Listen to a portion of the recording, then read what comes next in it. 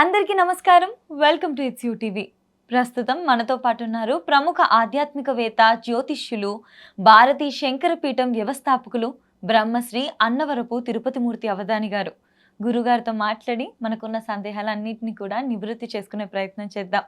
అంతకంటే ముందు ఇటువంటి ఆధ్యాత్మికపరమైన వీడియోస్ కోసం ఇప్పుడే మన ఛానల్ని సబ్స్క్రైబ్ చేసుకోండి. నమస్కారం గురుగారు. పరమేశ్వరార్పణం. గురుగారు, మనకి శ్రావణ మాసంలో నాగుల పంచమి వస్తుంది కదా, దీని యొక్క విశిష్టత, ప్రత్యేకత ఏంటో తెలియజేస్తారా? విశిష్టత, ప్రయోజనం. ప్రయోజనము అనేటువంటి దాని గురించి ఇప్పుడు మనం చెప్పుకున్నా ఉపయోగం లేదు. ఎందువలనంటే చెప్పి నేను చెడటమే, ఎవరు చెయ్యరు, అవసరం లేదు, ఉపయోగం లేదు. దానికి తోడు పైపెచ్చు చాలామందికి నాగుల చవితి కానీ నాగపంచమి కానీ ఏదన్నా వచ్చినప్పుడు ఆ రోజు కట్ చేసిన పదార్థం తినకూడదు, పొట్లకాయ తినకూడదు అని రకరకాలుగా వింటూ ఉంటాం. దేనికి ఎక్కడి నుంచి ఎవరు ఏ శాస్త్రాన్ని ఎలా పెట్టారు అంటే మళ్ళీ దానికి ప్రమాణాలు లేవు. పొట్లకాయ అంటే పామాకారంలో పొడుగ్గా ఉంటుంది కాబట్టి నాగుల చవితి నాడు లేదంటే నాగపంచమి వచ్చినప్పుడు పొట్లకాయ కోయకూడదు, పాము కోసినట్టు అని ఫీల్ అవుతూ ఉంటారు. అసలు ఎట్లా ఫీల్ అవుతున్నారు అంటే నాగపంచమి వచ్చిన రోజు నాడు పొట్లకాయ పాముతో సమానమా, విడి రోజుల్లో పొట్లకాయ పాముతో సమానం కాదా అంటే ఇటువంటివి కొన్ని అనవసరమైనవన్నీ ఇక్కడ పెట్టుకొని వాస్తవాన్ని నాశనం చేసి అవాస్తవాల్ని పైకి తీసుకొచ్చి ప్రకృతిని భ్రష్టత్వం చెందిస్తున్నారు, ధర్మాన్ని కూడా నాశనం చేస్తున్నారని అయితే నేను ఖచ్చితంగా చెప్తా. ఎందువల్లనంటే నాగపంచమి అనేటువంటిది మహాగారుడ పూజ చేయాలి, గారుడ పూజ చేయాలి.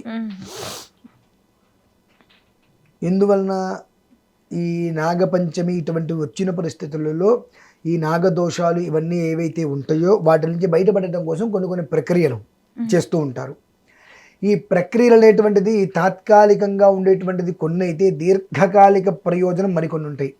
దీర్ఘకాలిక ప్రయోజనం ఏమిటి అంటే సర్పం దేని చూస్తే భయపడుతుంది, గ్రద్దని చూస్తే భయపడుతుంది. అప్పుడు నువ్వేం చేయాలి, మహాగారుడ శాంతి ఏదైతే ఉంటుందో, నీకు నిజంగా ఒకవేళ నాగదోషం అనేటువంటిది ఏదైనా ఉన్నది, కాలసర్పదోషం ఏదైనా ఉన్నది అనుకున్నప్పుడు దానికి అనుసరించి గారుడ విధానంతో మహాగారుడ మంత్రయంత్ర ప్రయోగాలు కొన్ని ఉంటాయి. వాటి విధానాన్ని అనుసరించినప్పుడు ఆ ఒక్క సర్పాలు ఏవైతే దోషకృతంగా ఉన్నాయో అవి వెళ్ళిపోతాయి. మనం ఏం చేస్తున్నాము, ఒక పూజ చేస్తే కొన్ని విధానాలలో దాని యొక్క అనుగ్రహం కావాలనేగా. సర్పదోషం అనేటువంటిది ఒక దోషభూయిష్టంగా ఉంది. దోషాన్ని నుంచి మనం బయటపడాలి అంటే కాల్లోకి ముళ్ళు దిగింది, ఎలా తీస్తారు దాన్ని? ఫుఫ్ అంటే రాదుగా, ఇలా ఇలా ఇలా అంటే రాదుగా. ఒక పిన్నీస్ తీసుకొని ఆ ముళ్ళు కన్నా లోతుకి దింపి తీయాలి.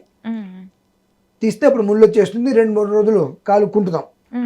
వామ్మో అంతకన్నా పదునైంది, అంతకన్నా లోపలికి దింపితే నొప్పి పుడుతుందేమో మనకు అంటాం. కాలుకి ముళ్ళు కూర్చున్నప్పుడు బాగానే ఉంటుంది, అది తీయాలంటే నానా రకాల తంటాలు. అట్లా వదిలేస్తే తర్వాత సెప్టిక్ అయ్యి అక్కడ కాలు కట్ చేస్తారు. అక్కడికి కాలు కట్ చేసి జీవితకాలం అవిటి వాళ్ళలాగా అవటం ఉత్తమమా?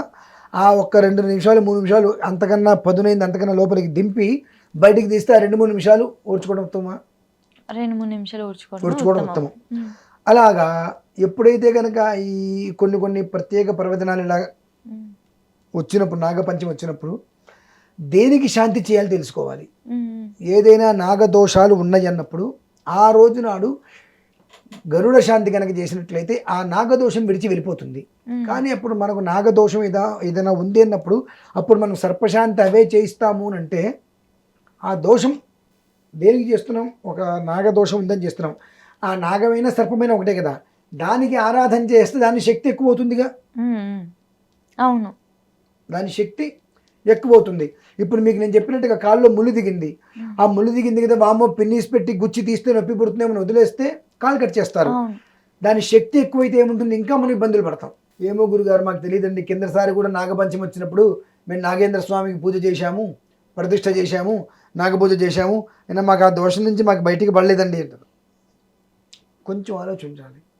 మనకు ఏ దోషంలో ఉన్నప్పుడు దేనికి పూజ చేయాలి, ఏ దోషంలో ఉన్నప్పుడు దేనికి పూజ చేయాలి. ఇప్పుడు మీకు నాకు శత్రుత్వం, ఉమ్. నా మనిషి వచ్చి మీ దగ్గర ఉంటా అంటే మీరు వాడిని వదిలిపెడతారా? మీకు నాకు శత్రుత్వం ఉంది. ఆ, నా పిల్లవాడు ఒకడు ఉన్నాడు, నా మనిషి. ఉమ్, ఉమ్, వాడికి మీకు నాకు శత్రుత్వం అని తెలియదు. సపోజ్ వాడు వచ్చి మీ దగ్గర ఉన్నాడు, ఉమ్, వాడిని మీరు ఊరికి వదిలిపెడతారా? లేదు లేదు. వాడిని ఏది ఎంత టార్చర్ చేయాలో అవును. వాడికి తెలియదు మీ గురించి. ఉమ్, ఉమ్, ఉమ్. మన ఇద్దరికి శత్రుత్వం ఉంది, వాడికి తెలియదు. కానీ వాడు నాకు సంబంధించిన పిల్లవాడని మీకు తెలుసు. మీ దగ్గరకు వస్తే ఏం చేస్తారు మీరు? అవునవును. ఎంత టార్చర్ పెట్టాలో అంత టార్చర్ పెడతారుగా, ఉమ్, ఉమ్. వాడికి తెలియకుండా. అదే అదే ఇందుకోసం వెళ్ళిపోతారు. తెలియకుండా. ఉమ్, నొప్పి తెలియకుండా ఎంత టార్చర్ పెట్టాలో పెట్టేస్తాం. ఆ రకంగానే మనకు దోషం ఏది ఉంది, ఆ దోషం నుంచి బయటపడాలంటే ఏం ప్రయోగం చేయాలో తెలియాలి కదా. అవును. నాగదోషం ఉంది కాబట్టి నేను నాగేంద్ర స్వామికి అర్చన చేస్తా అంటే ఎట్లా అండి? Okay okay.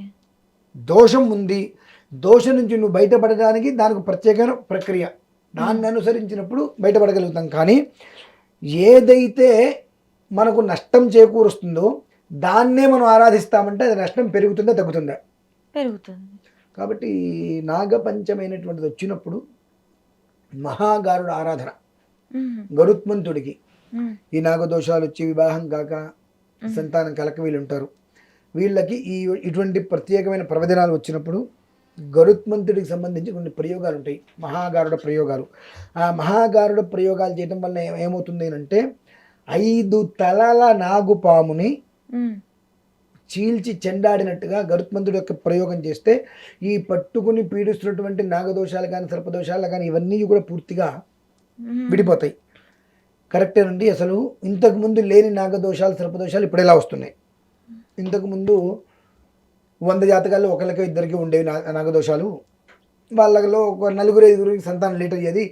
కానీ ఇప్పుడు ప్రతి 10 మందిలో 8-9 మందికి సంతానం కలగట్లేదు. అదేంటంటే నాగదోషం అంటున్నారు. ఎలా వస్తాయండి? అవును. మీ అందరికీ కూడా అర్థం కావాలని చెబుతున్నాను. జాగ్రత్తగా విని కనుక అర్థం చేసుకోగలిగితే ఏ గుళ్ళకి గోపురాలకి వెళ్ళి జపాలు తపాలు అర్చనలు హోమాలు చేసుకోవాల్సిన కర్మ పట్టకుండా జీవితాలు బాగుపడి తొందరగా వివాహాలు పూర్తయి సంతానం కలిగి మంచి జీవితం వస్తుంది. మేము వినమండి ఇలానే ఉంటాము అని అంటే జన్మకృతంగా వివాహం కావడం కోసము సంతానం కలగడం కోసము పుట్టలకి కొండలకి కోనలకి గుర్రలకి గోపురాలకి తిరుగుతూనే ఉండాలి. సరియగు రెమెడీ చేయకపోతే దాని నుంచి పరిష్కారం దొరకదు. కాబట్టి అసలు ఈ నాగదోషాలు ఎందుకు వస్తున్నాయనే విషయాన్ని మీకు చెప్తాను. భగవంతుడికి అనుగ్రహం వల్ల 17వ తారీఖు నాగపంచమైనటువంటి రావటం, ఆవిడ అడగటం అనేటువంటిది మీ అందరి జీవితాలలో మార్పుకు కారణమవుతుంది. కాబట్టి చిన్న విషయం చెప్తున్నాను. మామూలుగా అయితే కనుక కొన్ని విషయాలు ఆడవారి ముందు కూర్చున్నప్పుడు మాట్లాడకూడదు. కానీ ఎదురుకుండా కూర్చున్న ఆడవారు అని ఆలోచిస్తే కొన్ని విషయాలు చెప్పలేం. ఆవిడ ఎదురుకుండా కూర్చున్న ఆవిడ ఒక యాంకర్గా వేల మందికి ధర్మ విషయాలు తెలియాలి అనేటువంటి అడిగేటువంటి ఒక విధానంలో ఆవిడ కూర్చున్నారు. కాబట్టి చెప్పే విధానంలో కూర్చున్నప్పుడు మొహమాటపడి కొన్ని విషయాలు నేను చెప్పకపోతే కొన్ని జీవితాలు బూడిదలో పోసిన పన్నీరు అవుతుంది. కాబట్టి విషయం చెప్తున్నాను, జాగ్రత్తగా గ్రహించుకోండి. టీవీలో చూపిస్తుంటే చూడడానికి లేని సిగ్గు చెప్పడానికి నాకెందుకండి? కాబట్టి చెబుతున్నా. కాబట్టి వినండి. ఎట్లాగో టీవీలో చూపిస్తుంటే సిగ్గు ఎగ్గు లేకుండా చూస్తూనే ఉంటాం కదా. కాబట్టి ఆ చూస్తున్నప్పుడు లేని సిగ్గు చెబుతున్నప్పుడు నాకు ఉండకూడదు. నేను చెప్పింది వినడానికి మీకు అసలు ఉండకూడదు. విని అర్థం చేసుకోగలిగితే జీవితాలు బాగుపడతాయి. ఏంటంటే అమ్మా, ఒకానొక టైంలో మామూలుగా స్త్రీకి ప్రతి నెల రజోదోషం అనేటువంటిది ఉంటుంది. నాకు తెలిసినంతలో పూర్వకాలంలో ఇప్పుడు వాడే ప్యాడ్స్ కానీ అవేమి ఎక్కడ కూడా ఉండేవి కావు. వస్త్రాలు వాడేవారు. వాటిని జాడి చారేసుకోవడమో తడి మీద అట్లా కాల్ చేసేసి బూడిద చేసేయడమో చేసేవారు. గత కొంతకాలంగా టీవీలలో చూపిస్తూనే ఉన్నారుగా, ఇవి వాడండి అవి వాడండి రకరకాలుగా చూపిస్తున్నారు. ఇవి వాడేసేసి ఏం చేస్తున్నారు? తగలబెట్టట్లా, పడేస్తున్నారు. ఎలా పడితే అట్లా.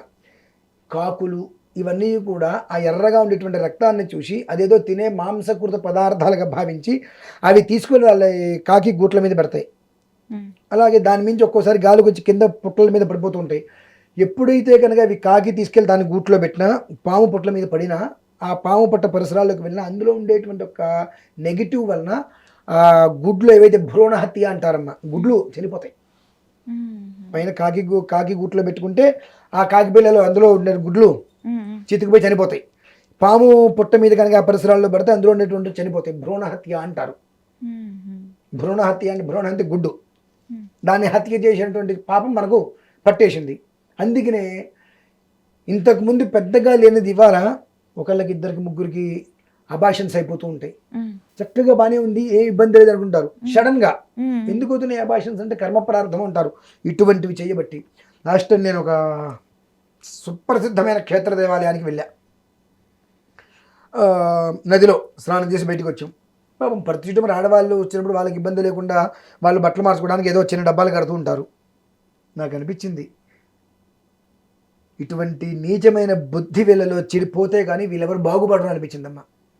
వచ్చింది ఎక్కడికి వచ్చాం, ఏ ప్రాంతానికి వచ్చాం, ఎక్కడికి వచ్చాం, పరిసరాల్లో అందరూ మగవాళ్ళు ఉంటారు అని కొంచెం కూడా ఇంకిత జ్ఞానం లేకుండా ఆ నదిలో స్నానం చేసిన ఆడవాళ్ళందరూ కూడా వాళ్ళు వాడిన ప్యాడ్స్ అన్ని కూడా బట్టలు మార్చుకుంటూ అక్కడే వదిలేసేసారు. అసలు వాళ్ళు ప్యాడ్స్ వాడేటువంటి పరిస్థితుల్లో నదిలో స్నానం చేయవచ్చా?